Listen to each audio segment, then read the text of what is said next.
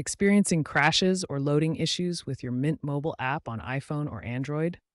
These problems often stem from software bugs, overloaded servers, or device incompatibility. These problems often stem from software bugs, overloaded servers, or device incompatibility. As of September 2025, Mint Mobile has addressed many of these issues through app updates. Start by ensuring you're running the latest version. If the problem persists, clear the app's cache. On Android, go to Settings, Apps, Mint Mobile, Storage, and Clear Cache.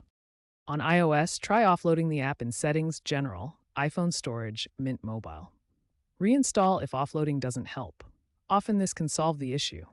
If basic troubleshooting doesn't resolve the issue, consider these advanced fixes. Ensure your phone's operating system is up to date, as app compatibility is crucial. Weak Wi-Fi or cellular signal can cause loading issues. Switch networks or use airplane mode briefly to reset connections. Close unnecessary background apps to free up memory.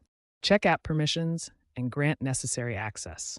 As a last resort, contact Mint Mobile's support or consider using the T-Mobile app for account management. Staying proactive with app updates is key to prevent future issues. Plus, Mint has integrated AI chatbots in the app for personalized fixes.